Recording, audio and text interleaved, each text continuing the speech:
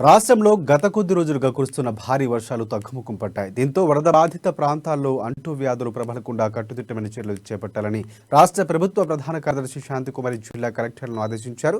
ఇక సీఎం కేసీఆర్ ఆదేశాల మేరకు భారీ వర్షాలు, వరదల ప్రభావం ఉన్న జిల్లాలో చేపట్టిన సహాయ పునరావాస చర్యలు, ముందు జాగ్రత్త చర్యలపై సీఎస్ శాంతికుమారి కలెక్టర్లతో టెలికాన్ఫరెన్స్ నిర్వహించారు.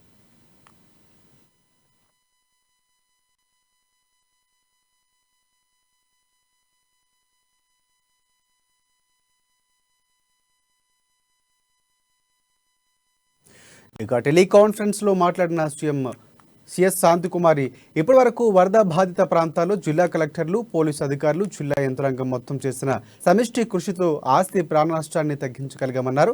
మరో 24 గంటల పాటు ఇదే రకమైన సహాయ కార్యక్రమాలు చేపట్టాలని, వర్షాకాలం వల్ల ఏర్పడిన వరదం తగ్గుముఖం పట్టినందున ఆయా ప్రాంతాల్లో అంటువ్యాధులు ప్రబలకుండా శానిటేషన్ కార్యక్రమాలు ముమ్మరంగా నిర్వహించాలని సూచించారు.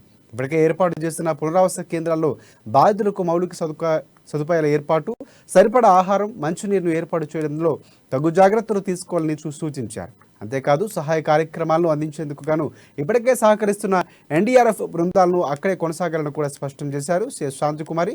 భద్రాచలం, నిర్మల్లో 2 బృందాలకు చొప్పున కొత్తగూడెం, ములుగు, వరంగల్, ఖమ్మం, భూపాలపల్లి, హైదరాబాదులో ఒక్కొక్క ఎన్డీఆర్ఎఫ్ బృందాలు ఉన్నాయని తెలిపారు.